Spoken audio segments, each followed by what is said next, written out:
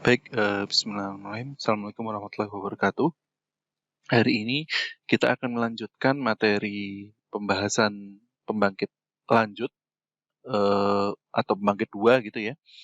Nah, untuk materi hari ini kita akan membahas mengenai biaya perawatan dan biaya pembangkitan.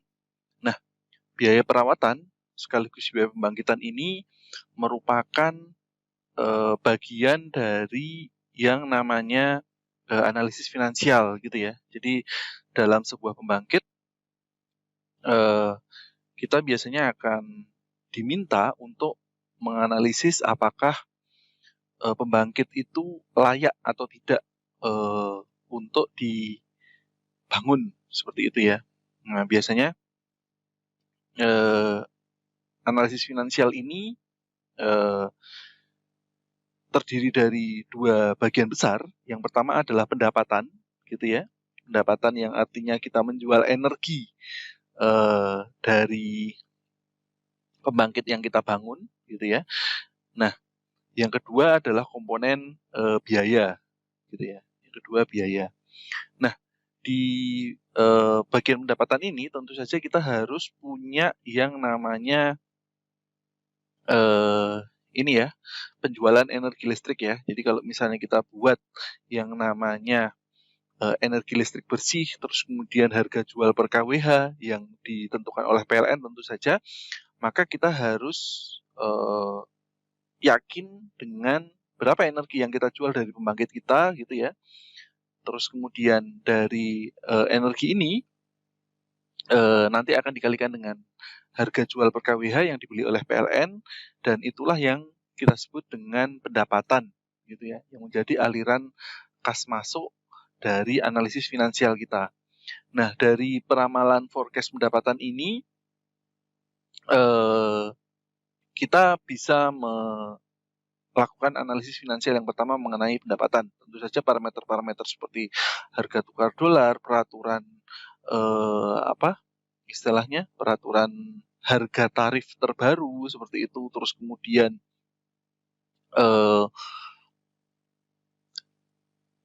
harga kontrak PPA ya, Power Purchasing Agreement, terus kemudian interest yang mungkin kemarin sudah dipelajari, discount rate, interest, terus kemudian suku bunga, seperti itu kita juga harus paham. Itu mengenai pendapatan. Terus kemudian yang kedua yaitu adalah biaya. Nah, di materi ini gitu ya, yang kita bahas sebetulnya adalah biaya perawatan dan biaya pembangkitan saja. Namun sebetulnya terdapat juga mengenai biaya investasi atau biaya yang dibutuhkan mulai dari studi awal gitu ya, baik meng-hire konsultan atau meng-hire apa istilahnya, pengurusan mulai dari AMDAL, UKL, UPL seperti itu, terus kemudian pengurusan perusahaannya seperti itu, termasuk juga development cost hingga selesainya pembangunan PLTM seperti itu, baik untuk pembebasan tanah dan lain-lain. Nah, jadi tidak hanya fisiknya saja dari pembangkit, tapi juga sampai ke development cost-nya seperti ini. Biaya ini diasumsikan bersumber dari pembiayaan sendiri, biasanya sebesar 30%. Kemudian sisanya yaitu 70% dilakukan pembiayaan dari bank atau investor yang tertarik dengan pembangkit tersebut, seperti itu. Nah, biasanya ini 30 sampai 70%, seperti itu. Nah, loan-nya 70%, biaya sendirinya 30%. Tahap satunya biasanya dicairkan 30%, dari pinjaman, baru kemudian tahap 2-nya 70%. Nah, parameter-parameter yang lain, misalnya jadwal pembangunan, suku bunga, skema pembiayaan, seperti itu, nah ini juga harus diantisipasi. Nah, di sini biaya operasi pemeliharaan yang nanti akan kita bahas, gitu ya, nanti akan detail di slide, gitu ya. Terus nanti juga ada biaya lain-lain, gitu. Nah, yang menjadi output dari analisis finansial tadi sebelum masuk ke biaya, gitu ya. biasanya analisis finansial ini nilainya adalah bisa ditentukan oleh 3 hal ya. Yang pertama dari Financial Internal Rate of Return atau FIR gitu ya. Kemudian Net Present Value, yang kedua NPV, yang ketiga adalah payback period gitu ya. Atau break even point gitu ya, BEP gitu. Nah, dari FIR ini gitu ya, biasanya nilainya harus di atas 14%, bisa 16, 17 seperti itu. Masih di atas 14%. Terus kemudian dari NPV minimal bernilai positif gitu ya.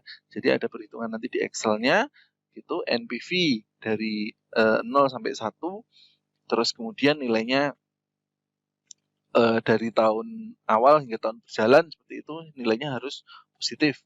Terus kemudian payback period lebih kecil daripada usia PLTM. Misal usia PLTM 15 tahun, dia harus payback periodnya mungkin 5 tahun atau 8 tahun, sehingga tahun ke-9 sampai masa usianya habis gitu ya, itu disebut dengan keuntungan gitu ya. Jadi dia harus break even point sebelum masa usia PLTM itu atau pembangkit ya, itu habis gitu ya. Nah, biaya-biaya yang lain gitu ya, atau analisa yang nanti akan mempengaruhi oleh analisis finansial, itu kita sebut juga analisis risiko. Analisis risiko ini biasanya terjadi overrun cost gitu ya. Jadi kalau misalnya terjadi kelebihan biaya itu biasanya dilakukan 10% tak terduga. Kemudian ada kondisi suku bunga naik, biasanya 10% juga. Terus kemudian produksi energi ini berkurang 10% dari yang direncanakan tadi, misal yang ada di sini ya. Jadi energi yang dihasilkan itu kurang dari 10%. Nah, biasanya nilai-nilai ini disebut masuk ke analisis resiko, itu dimasukkan ke dalam istilahnya skenario ya. Skenario apabila nilai-nilai yang analisis ini itu mengalami perubahan seperti itu. Pada payback periodnya berubah gitu ya, ketika biaya naik 10% menjadi 4 tahun 11 bulan. Jika energinya turun 10% maka menjadi 5 tahun. Seperti itu. Yang dari awalnya 4 tahun 5 bulan seperti itu ya, menjadi 4 tahun 11 bulan, suku bunga naik 10% menjadi 4 tahun 6 bulan, energi turun 10% menjadi 5 tahun. Nah, analisis risiko ini secara detail sebetulnya nanti bisa dibuat ya, ada yang melakukan analisis finansial seperti ini gitu ya, berdasarkan arus masuk atau arus keluar gitu.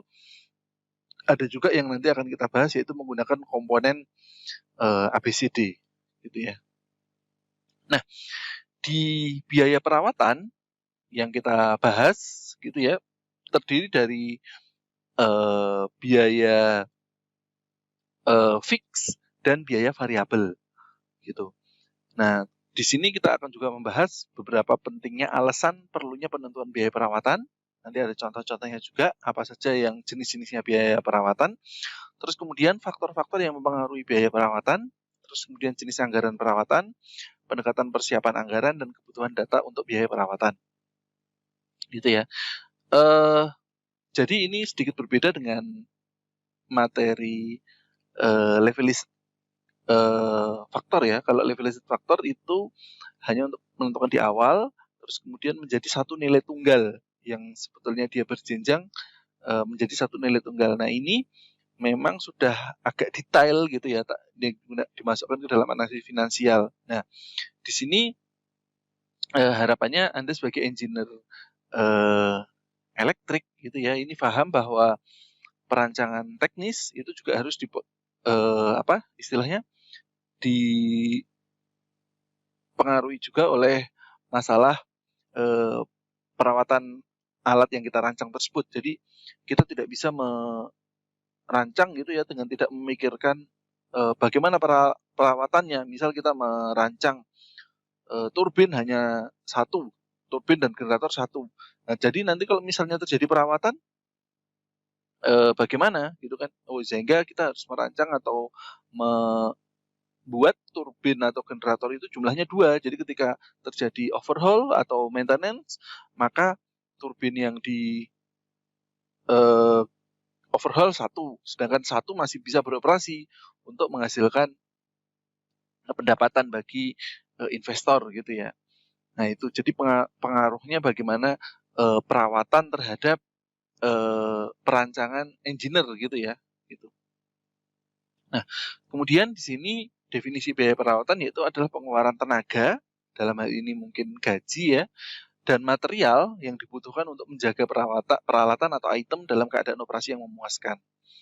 Nah, biaya ini juga termasuk dari kemungkinan kehilangan dari waktu, terus kemudian tingkat suku bunga, terus kemudian kualitas dari tidak beroperasinya peralatan yang ada pada pembangkit gitu ya. Termasuk juga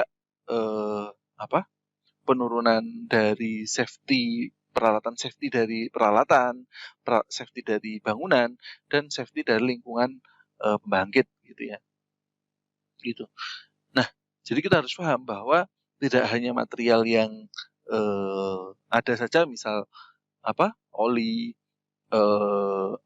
pelumas, terus kemudian contohnya yang lain, fuel cost gitu ya, fuel bahan bakar gitu ya, tapi juga terjadi penyusutan dari usia orangnya gitu ya, terus kemudian bangunannya, penyusutan dari lingkungannya gitu ya, semakin banyak endapan, semakin banyak sedimen, seperti itu kita juga harus mengantisipasi, misal terjadi sedimen atau endapan harus dikeruk tiap mungkin 3 tahun sekali atau 2 tahun sekali, seperti itu pada PLTM ini contohnya ya. Kalau misalnya pembersihan boiler ya mungkin berapa tahun sekali harus dibersihkan seperti itu.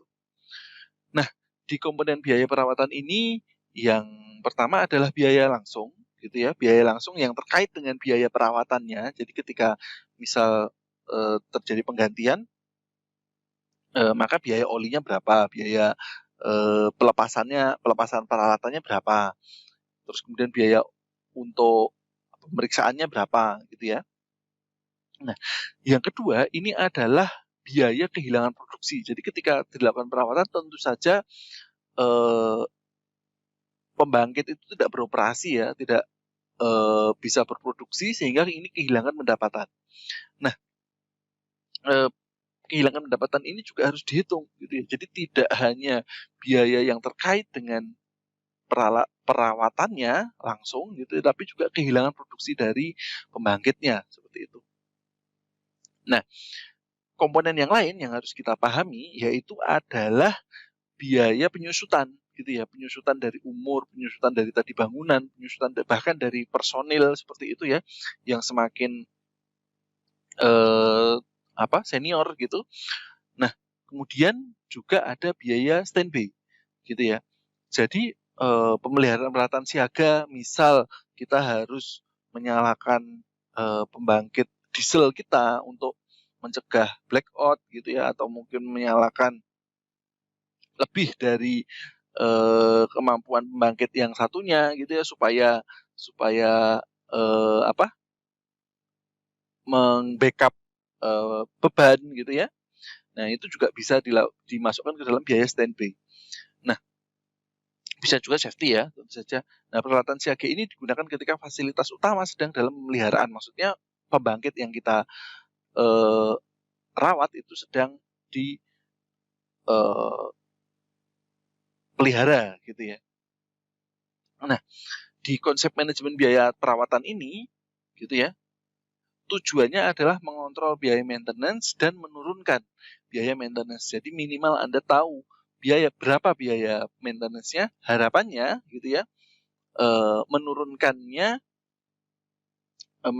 biaya perawatan tersebut. Dalam hal ini kita tidak maksudnya menurunkan ini bukan mengurangi kualitasnya, tapi maksudnya yaitu adalah kita benar-benar tahu, misal biaya perawatannya 10%, ternyata setelah didetailkan gitu ya, tidak 10%, ternyata mungkin hanya 9% gitu ya.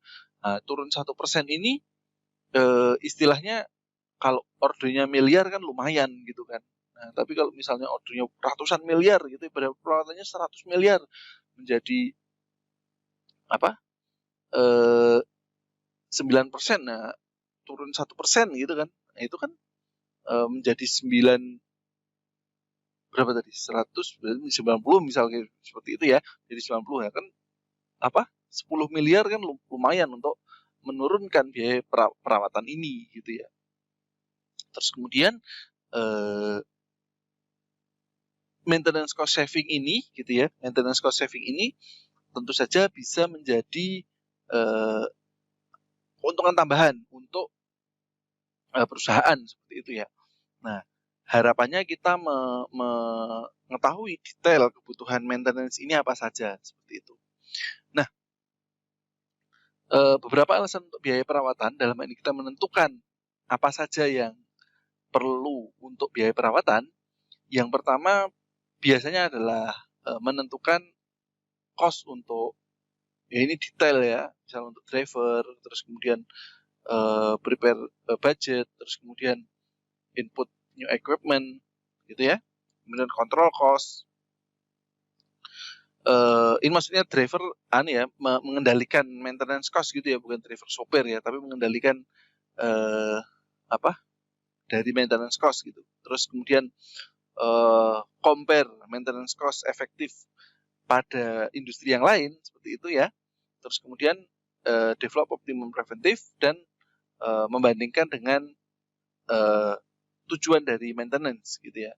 Kemudian harapannya saja ada feedback dan improve productivity. Nah, faktor-faktor yang mempengaruhi biaya perawatan tentu saja kondisi aset ya. Jadi kalau misalnya asetnya itu semakin lama semakin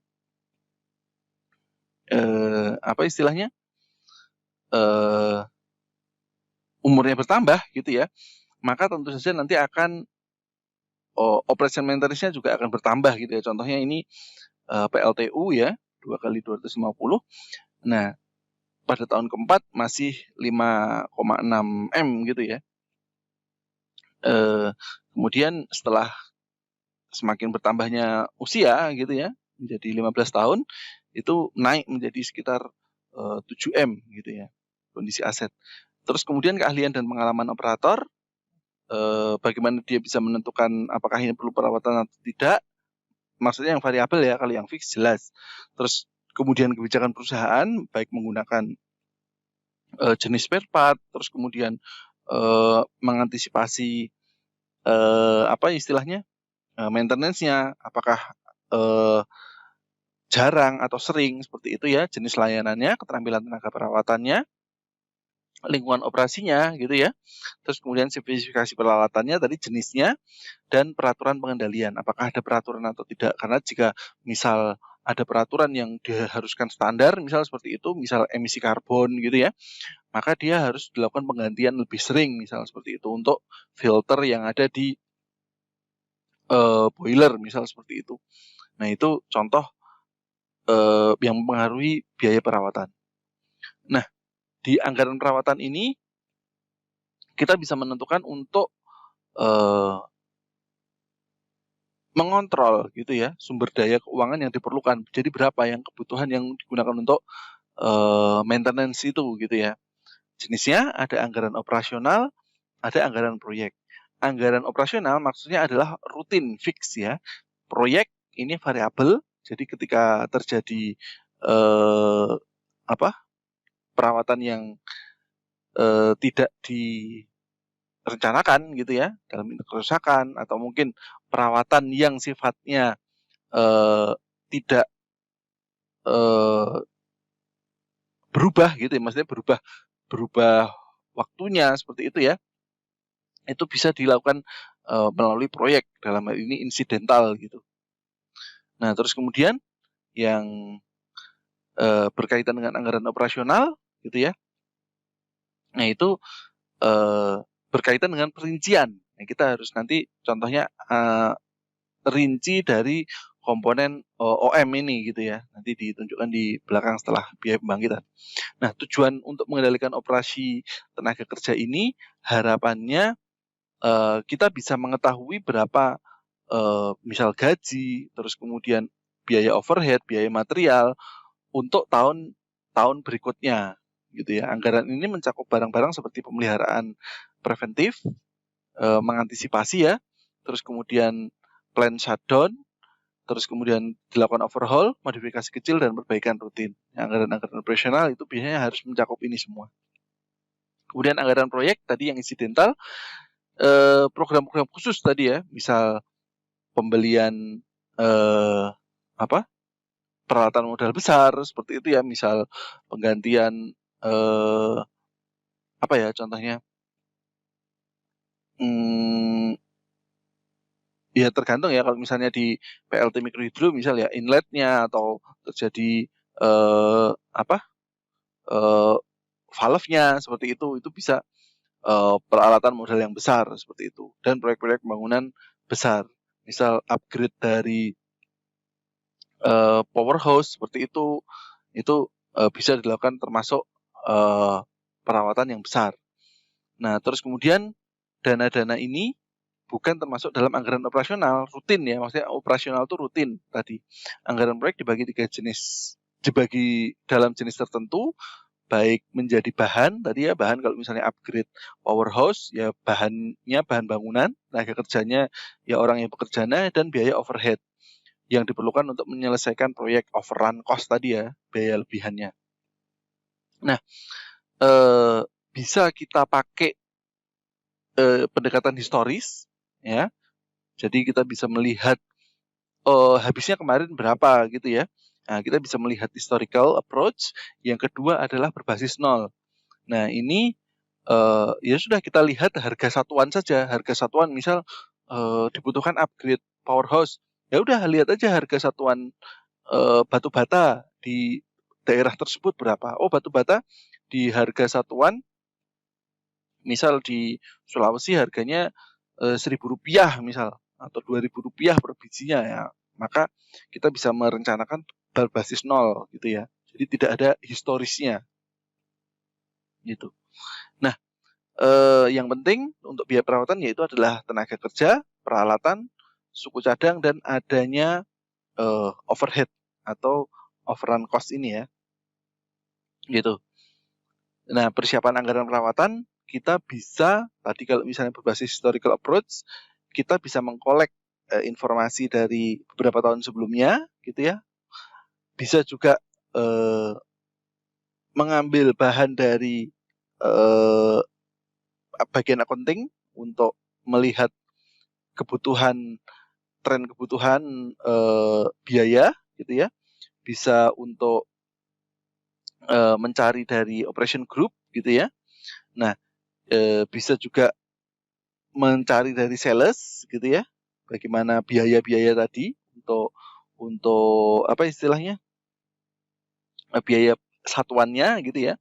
Bisa juga dari gaji pegawainya, menentukan gaji pegawainya, labor hour gitu ya. Nah, ini biasanya nanti akan digabungkan menjadi juga termasuk material gitu ya, dan menentukan overhead. Ya, biasanya ditentukan 10%, 7% seperti itu dari overhead expense dari ini semua tadi. Nah, hasil biaya ini tadi dipantau gitu ya per tiap minggu gitu ya, dan dipantau juga tiap bulan, tiap 3 bulan, tiap 6 bulan, sehingga biaya perawatannya masih terjaga seperti itu ya. Mana yang bisa dihemat, mana yang bisa bisa dipercepat seperti itu. Nah, data-data ini yang tadi ya, material, terus kemudian gaji, overhead, itu nanti yang digunakan untuk menjadi historical approach gitu ya. Kemudian di penyusunan anggaran perawatan ini menyusun daftar mesin dan peralatan bisa menggunakan Excel atau software-software tertentu. Nah, terus kemudian menambah fasilitas lain, misal atap, trotoar gitu ya, taman gitu, perpipaan, jendela, dan lain-lain, gorden, contohnya saja ya. Tapi maksudnya fasilitas ya, penambahan fasilitas. Juga kita juga bisa mengelompokkan fasilitas sejenis gitu ya, menyederhanakan proses, dan tadi kalau historical approach ya menentukan data perawatan sebelumnya, Excel juga bisa jadikan template. Ini seperti hal yang tadi, ini menjadikan template Excel-nya. Nanti akan saya jelaskan. Terus kemudian template ini sebagai zero based budget, dan tinjau ulang tadi ya tiap pekan, tiap 1 bulan, tiap 3 bulan, tiap 6 bulan, dan inilah yang menjadi biaya anggaran perawatan, gitu ya. Jadi bagaimana kita mengetahui biaya perawatan? Tentu saja kita harus paham bagaimana cara kerja pembangkitannya. Ini nanti ada contoh PLTU dan PLT mikrohidro. Nah, erat kaitannya tadi dengan analisis finansial yang tadi saya bahas di depan, yaitu biaya pembangkitan. Nah, biaya pembangkitan ini salah satunya itu adalah biaya perawatan ya. Jadi di dalam biaya pembangkitan ada biaya perawatan tadi ya. Jadi di biaya pembangkitan gitu ya. Nah, ini ada biaya gitu ya. Biaya pembangkitan, ada investasi, pembayaran, suku bunga, skema pendapatan, ada di sini adalah biaya operasi dan pemeliharaan gitu. Nah, biaya pembangkitan ini tujuannya adalah dalam analisis finansial yaitu rupiah per KWH. Balik lagi ke selalu rupiah per KWH gitu ya. Jadi harga listrik ini berapa gitu ya. Harga listriknya ini berapa. Nah, dalam analisis finansial gitu ya, kita bisa membuat bentuk biaya pembangkitan ini gitu ya dalam bentuk arus kas masuk, terus kemudian arus kas keluar gitu ya. Jadi bagaimana melihat berdasarkan uangnya gitu ya. Jadi bukan berdasarkan peralatannya, tapi berdasarkan uangnya.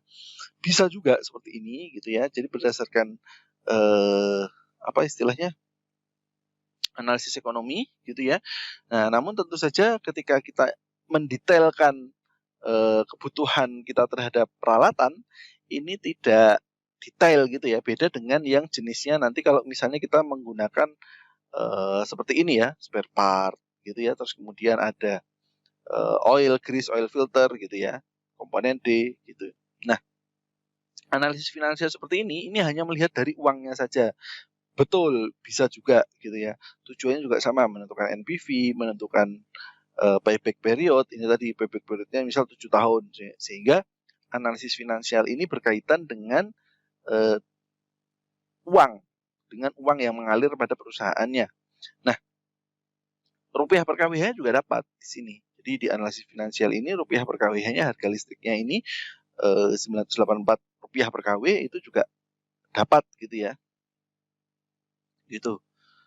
Nah, ini ada 3 suku bunga kredit, terus kemudian pengajuan pinjaman gitu ya, ada gitu. Nah, namun tidak detail gitu ya. Jadi harapannya analisis finansial yang digunakan itu berdasarkan detail dari technical pembangkit yang digunakan gitu ya.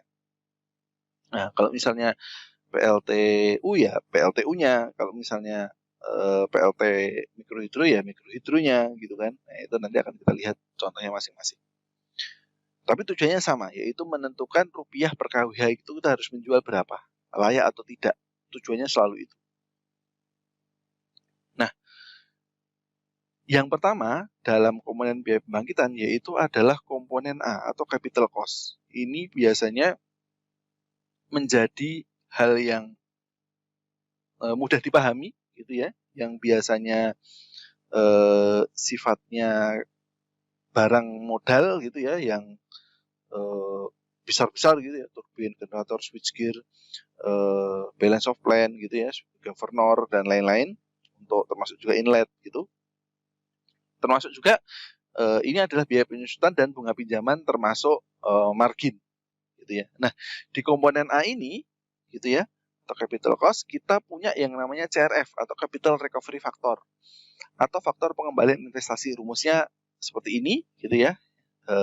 I adalah interest, N adalah masa manfaatnya, dan kapasitas merupakan kapasitas pembangkit gitu ya. Nah, 8760 tentu saja ini adalah lama jam dalam 1 tahun gitu ya, capital recovery factor gitu. Nah, di komponen A ini gitu ya, Komponen A ini yang nanti akan menjadi ini contohnya ya. Contohnya project cost 140 miliar seperti itu. Nah, ini annual interest-nya kita harus tahu gitu ya. Jadi energi tarifnya ini awalnya kita harus tahu dari bentuk ini tadi ya, penjualan energi pendapatannya berapa, kemudian kita masukkan ke sini ya. Baik untuk availability faktor dari pembangkitnya, terus kapasitas faktor dari pembangkitnya gitu ya. Nah, ini bisa kita tentukan dari ini. CF itu ditentukan dari misal kurva di pembangkit satu ya, kurva curah hujan seperti itu ya, capacity factor, availability factor gitu ya. Itu bisa ditentukan dari CF dari pembangkitnya. Terus kemudian indeks EPC cost-nya berapa rupiah per kWh-nya. Terus kemudian atau US per dolar kalau misalnya kita pinjamannya dalam dolar gitu ya. Terus kemudian indeks cost per installnya gitu ya, per installnya KW per install gitu ya. Terus kemudian indeks production year-nya. Sehingga dari sini kita bisa tentukan komponen A investment cost-nya ini apa saja. Ini sama ya, annual investment cost CRF, yaitu adalah tadi I 1 plus I gitu ya, sama I 1 plus I pangkat N gitu ya. Nah, ini nilainya bisa misal contohnya seperti ini. Sehingga LKCRF yaitu 41 miliar. Installed capacity 7 mega, 7,6 mega, availability factor bisa kita tentukan kalau misalnya maintenance-nya 10 hari dalam 1 tahun misal, maka availability faktornya itu adalah 97% gitu ya, dalam berapa? 365 hari gitu ya. Dibagi 365.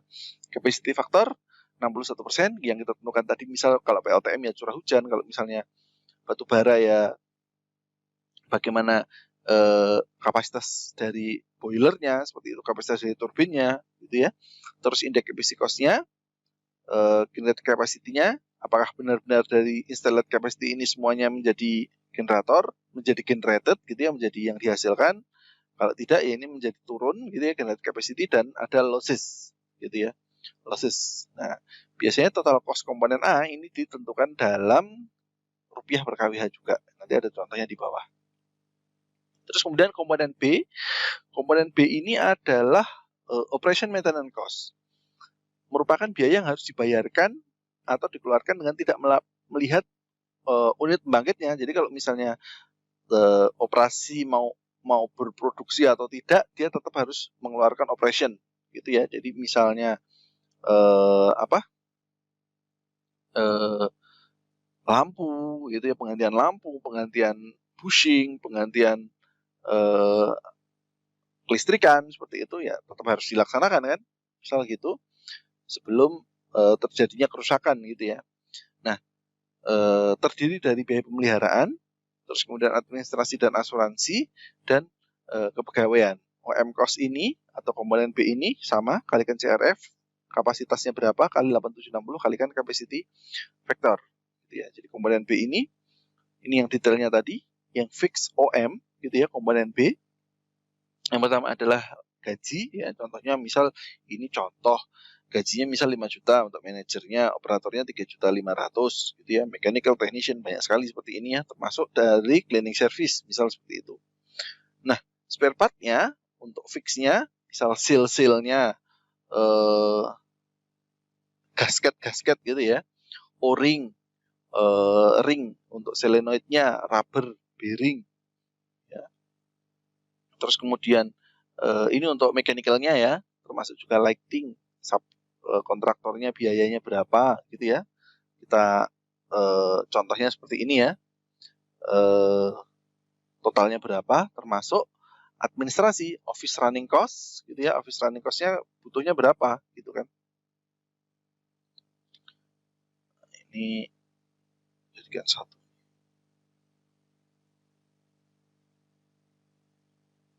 Oke. Asuransi tadi ya, termasuk pajak gitu ya, PBB untuk pajak bumi dan bangunan, powerhouse gitu ya, juga termasuk biaya overhaul gitu.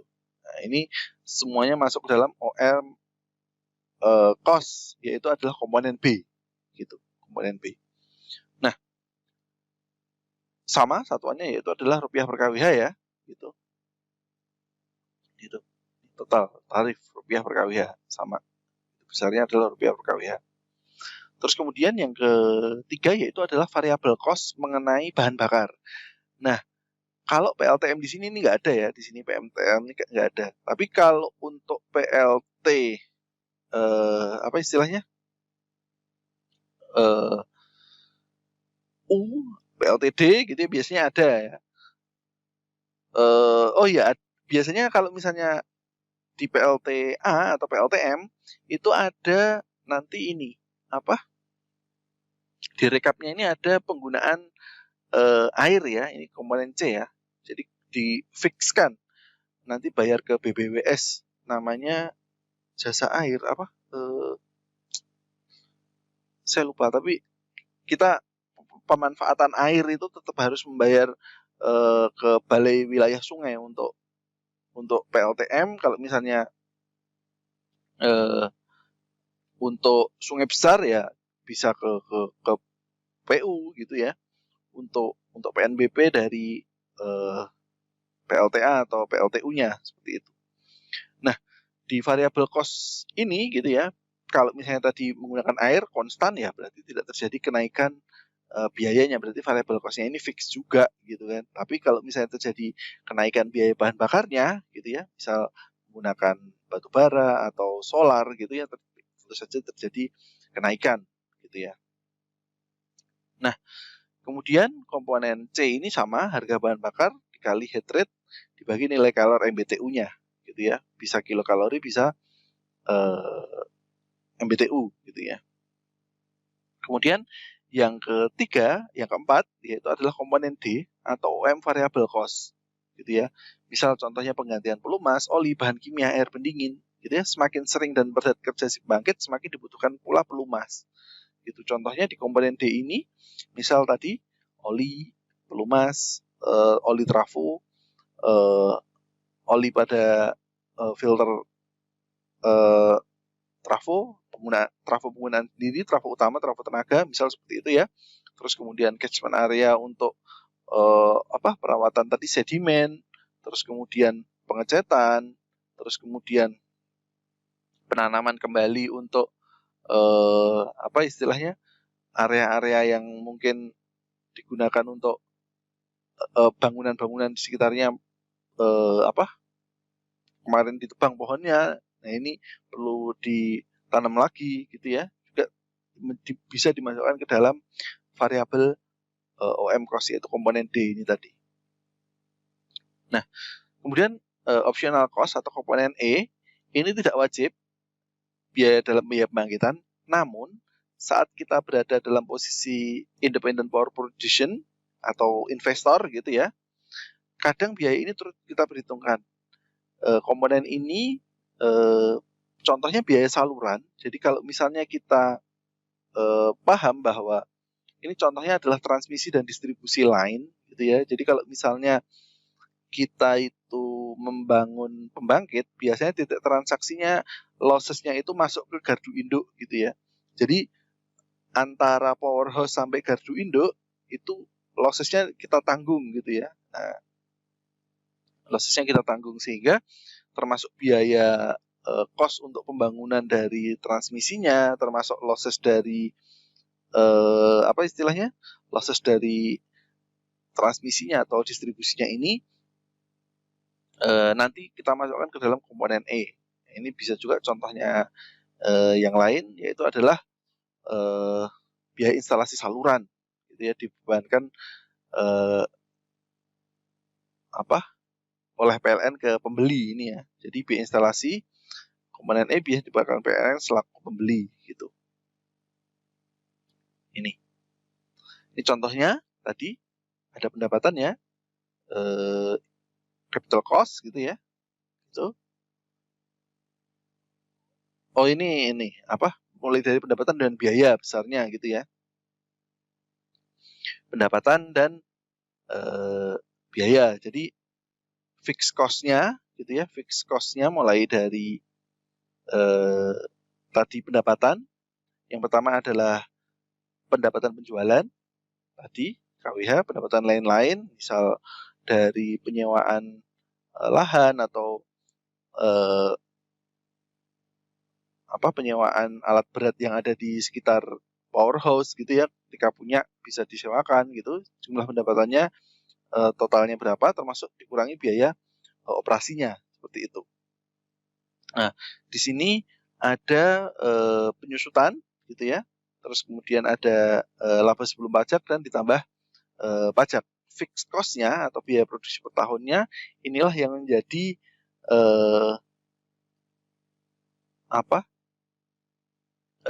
maintenance cost dari biaya yang diperlukan untuk tahun itu berapa gitu ya. Contoh, ada PLTG dibangun pada tanah 5.000 meter persegi dengan harga sekian, sehingga harga totalnya adalah 500 juta. Bangunan sipil dari PLTG gitu ya. Bangunan sipilnya, jadi tanahnya, ada bangunannya 500 juta juga. Alat elektromekanis 200 juta. Jadi dari tanah, bangunan, alat-alatnya itu totalnya sudah 1.200.000.000. Contohnya yang pertama seperti itu. Terus kemudian ada unit pembangkitnya gitu ya. Pondasi pemeliharaan itu dihargai gitu ya, dihargainya yaitu adalah $200 per kW gitu ya pemeliharaannya. Nah, daya yang dihasilkan turbin bisa 50 mega, sehingga harga turbin satu buah adalah 50.000 kW, dikalikan biaya perawatannya 10 juta, jika diasumsikan nilai tukar 10.000 misal nih, maka biaya investasi pada nilai poin D adalah 100 miliar gitu ya. Nah, ini termasuk tadi ya yang untuk tanah dan bangunan dan alat-alat elektromekanisnya ya. Oh, ini baru pompa dan bahan bakarnya gitu. Baru ini pembangkitnya gitu ya. Jadi jumlah modal yang diperlukan untuk bangunan investasi capital cost-nya ya, ABCD 100 miliar 101 miliar 200 juta misal seperti itu. Nah, ini detailnya seperti itu. Umur ekonomis, misal kita hitung bahwa bangunan sipil misal 30 tahun, oke boleh. Alat-alat elektromekanik rata-rata 10-15 tahun, kita ambil 10 tahun boleh. Unit pembangkit turbin dengan putaran 500 RPM tadi, yang 50 mega tadi, 15 tahun. Boleh. Biaya pemeliharaan 2,5 miliar, ini asumsinya tadi gitu ya, tidak didetailkan menggunakan istilah persen, nanti ada contohnya juga. Biaya pegawai misal per tahunnya 500 juta, banyak sekali, berapa orang ya, tapi 50 mega harusnya enggak segitu kan, 50 mega kan masih mungkin kalau 500 mega iya bisa. Biaya administrasi per tahun 30 juta untuk kantor tadi, sehingga umur ekonomisnya gitu ya diperhitungkan pemakaian bahan bakar 0,4 liter per kW, pemakaian minyak pelumas 0,01 liter per kW, bahan bakar solar industri 1.200 per liter, contohnya saja ya, dengan harga minyak pelumas 25.000 per liter. Jika PLTG beroperasi dengan CF 0,6, maka biaya pembangkitan per kW PLTG tersebut dengan bunga modal 14% per tahun, datanya komplit ya semuanya tadi, seperti halnya dalam komponen ABCD ini, gitu ya, datanya sudah lengkap, maka penyusutan mulai dari bangunan sipil seper-30 kali 500, 16,67, alat-alat elektromekanik seper-10, 200 juta, 20 juta, unit pembangkit seper-15 dari 100 miliar, 6,67 miliar, terus kemudian biaya pegawai 500 juta, biaya administrasi 30 juta, biaya modal 0,14 dari jumlah modal tadi 101 miliar 200 juta, yaitu adalah 14 miliar. Sehingga unsur biayanya dijumlahkan semuanya yaitu adalah sekitar 21 miliar. Nah, biaya variabel tadi baru biaya fix ya. Yang ini tadi biaya tetap ya. Terus kemudian biaya variabelnya yaitu adalah 2,5 miliar untuk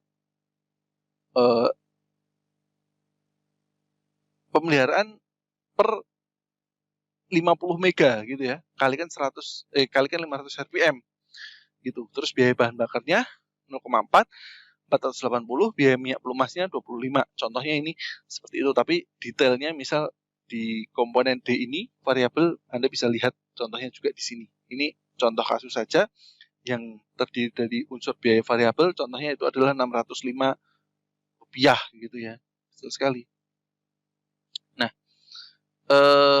jadi dari kasus ini gitu ya. Kasus ini dengan kita punya CF 0,6, produksi tadi 262.800 kW gitu ya, maka biaya pembangkitan produksi per KWH gitu ya. Jumlah biaya tetap ditambah biaya variabel. Makanya kita perlu tahu biaya OM ini tadi karena sebetulnya dari capital cost itu ditentukan biayanya yaitu adalah biaya tetap sama biaya variabel dibagi jumlah produksinya gitu ya, kurang panjang gitu. Oke, yaitu besarnya adalah salah, enggak betul. Oke, yaitu besarnya adalah 21 miliar dibagi 262.800 ditambah biaya variabel yaitu 82, kalau tambah 605 yaitu 687 per kWh. Jadi biaya pembangkitan produksi per kWh adalah 687. Contohnya di sini dari komponen E tidak ada ya, maka rekapnya kita bisa tentukan dari ini ya, komponen A, komponen B, komponen C, komponen D, komponen E-nya tidak ada gitu ya. Tadi total rupiah per kWh bisa kita tentukan gitu ya dari jumlah komponen A, B, C, D sama gitu ya. Dari jumlah komponen A yang ada di sini. Itu tadi komponen A terdiri dari total cost-nya gitu ya. Total cost-nya. Terus kemudian peralatannya berapa gitu ya. Terus kemudian sudah dihitung penyusutannya ya. Di sini ada losses penyusutan ininya juga termasuk ya. Terus kemudian ini kita turunkan nilai penyusutan barangnya gitu ya. Setelah tahun kelima terjadi penyusutan lagi. Terus ini fixed cost-nya juga meningkat seiring dengan pertambahan waktu. Kalau biaya bahan bakarnya tetap gitu ya. Komponen D-nya juga variabelnya juga meningkat seiring pertambahan waktu gitu ya. Maka total rupiah per kWh-nya gitu ya, ini harusnya menurun seiring pertambahan waktu. Jadi awal-awalnya mahal gitu ya. Kita jualnya mahal. Mungkin PLN-nya juga membelinya bukan 987 tapi bisa aja di awal itu 1000 gitu ya. 1200 gitu ya. Nah, baru tahun kelima turun, baru naik ini jadi 987 gitu ya. Bisa saja. Sehingga bisa kita gunakan untuk menutupi pembiayaan dari pinjaman tadi 70% tadi gitu ya. Sehingga rata-ratanya yaitu rupiah per kWh-nya itu 854. Ini kalau misalnya kita hitung dari tahun pertama sampai ke tahun ke-15. Menurun seperti ini gitu ya. Gitu. Ini terjadi kenaikannya gitu ya. 5% per tahun gitu ya. 5% per tahun. Gitu. Ini energi yang diproduksi. Nah, ini sudah simpel sekali rumusnya ya. Gitu. Nah, sehingga kita bisa tentukan rupiah per kWh-nya tadi 800, ini 600 gitu ya. Intinya sama, yaitu mendetailkan dari komponen yang diproduksi itu tidak hanya berdasarkan arus uangnya saja, kalau ini tadi analisis finansialnya hanya arus kas uang, tapi juga berdasarkan detail peralatannya, seperti itu. Nah, bisa juga gitu ya, contohnya ini adalah fixed OM cost, variable cost tadi di PLTU 500 MW gitu ya. Nah, ini lebih detail lagi. Tapi trennya sama ya untuk gaji, terus kemudian maintenance-nya semakin lama semakin naik. Ini untuk gaji, terus kemudian ada pajak, asuransi, life cycle maintenance, kontingensi untuk backup gitu ya. Itu semakin lama semakin naik. Nah, untuk bahan bakar, karena di sini menggunakan batu bara, maka kita harus tentukan juga berapa kilokalori yang kita pakai, terus kemudian berapa persen efisiensinya, terus kemudian boiler efisiensinya berapa, sehingga tadi ada head rate-nya, sehingga muncul cost batu bara untuk dolar per kWh-nya berapa, gitu ya. Termasuk juga untuk campuran dari batu baranya. Nah, fuel oil untuk solar untuk membakar awal, gitu ya, sehingga ini total fuel cost-nya sekian, gitu ya, termasuk escalation rate-nya 2% per tahun, termasuk juga water supply, gitu ya, water supply untuk water treatment dan boiler chemical water treatment. Kebutuhannya berapa? Nah, ini supply cost-nya, sehingga ini menjadi bahan yang kita sebut tadi komponen C, gitu ya, komponen C, fuel cost. Kalau komponen A yang ini tadi, mulai dari gaji, terus kemudian fixed cost, labor cost untuk, ini office ya, kebutuhan office maksudnya, ini kebutuhan office untuk tadi kebutuhan office ya, misal kertas, fotokopi dan lain-lain, misal gitu, labor cost, gaji, terus pajak, itu ya, NJOP, nilai jual objek pajak untuk bangunannya, baik untuk power house maupun boilernya, seperti itu. Asuransi juga sama, life cycle maintenance cost, gitu ya, rasionya berapa persen, termasuk tadi kontingensi atau backup, gitu ya, 2,5% dari yang ada di sini, sehingga kita punya variable cost-nya di fuel, gitu ya, variable cost-nya di fuel, supply-nya juga variabel, gitu ya, totalnya, sehingga kita punya nilai indeksnya, gitu ya, nilai totalnya, ya, nilai totalnya ini bisa kita masukkan ke indeks dolar per kWh-nya di sini kelihatan, gitu ya, 0,03, kalau misalnya kali sen, berarti 3 sen dolar, gitu ya, 3 sen, 3,05 sen dolar per kWh, gitu ya. Jadi contohnya seperti itu. Jadi di fuel cost ini kita punya asumsi-asumsi ya. Tadi misalnya contohnya adalah kita harus tahu berapa pegawai kita, rata-rata overhead average dari gaji dari pegawai, rata-ratanya berapa, gitu kan, kenaikannya berapa, kan satu naik semua, gitu ya, gitu. Terus kemudian yang tadi annual cost to asset value, gitu ya, terjadi penurunan ini depreciable aset, gitu ya, penyusutan peralatan, gitu ya. Terus kemudian berapa unit kebutuhan bahan bakar, kita harus tahu seperti itu, termasuk juga faktor maintenance dan backup, seperti itu. Kita harus tahu datanya yang ada di situ. Nah, contoh satu lagi, ini contoh yang singkat saja, yaitu adalah misal ada pembangkit 3 kali 1000 kW, 5 tahun, capital cost-nya 300 per kW, bahan bakar solar, efisiensinya 0,275 per kWh, komponen B dan komponen D, tadi komponen B fixed cost, komponen D variable cost, komponen C fuel cost ya, tidak ada.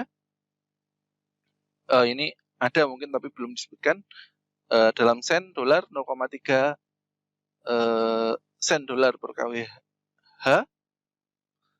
Terus kemudian BPP, take or pay, gitu ya. Take or pay di sini artinya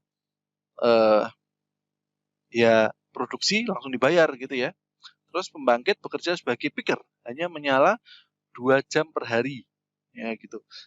Jadi hanya dibayar tidak take or pay, tidak 24 jam, gitu ya, tapi hanya picker, beban puncak. Kapasitas pembangkit seperti ini, capital cost-nya dikalikan saja, nilai manfaatnya contohnya 5 tahun, gitu ya, mengasumsikan nilai I tadi, si 30%, gitu ya, interest-nya 30%, besar sekali tapi nggak apa-apa. Sehingga CRF-nya itu adalah 0,411, gitu. Dengan menggunakan harga diesel industri 8.800 per liter, komponen C akan bernilai 8.800. Nah, tadi belum disebutkan di awal ya, tapi ada di sini. CF sendiri kita asumsikan 0,8, boleh capacity factornya. Saat pembangkit digunakan take or pay, artinya pembangkit menjadi IPP yang 24 jam, yaitu adalah 8760. 8760 artinya 24 jam kali 365. Sehingga harganya yaitu adalah komponen A-nya itu 0,018 per kWh. Terus kemudian komponennya ini tadi dipertanyakannya hanya biaya modal ya, gitu ya. Jadi hanya komponen A-nya saja yang dihitung. Karena datanya juga tidak ada untuk biaya fixed cost dan variable cost-nya. Nah, untuk picker gitu ya, picker karena dia hanya bekerja 2 jam kali 365 gitu ya, maka hanya bekerja 730. Kalau tadi 8.000 sekarang 730, yaitu 0,211 per kW. Jadi harganya berbeda ya, lebih mahal kalau misalnya terjadi peak saja. Kalau peak itu sampai 0,2 dolar per kW, kalau dia take or pay nyala terus gitu ya, 0,018 gitu ya. Karena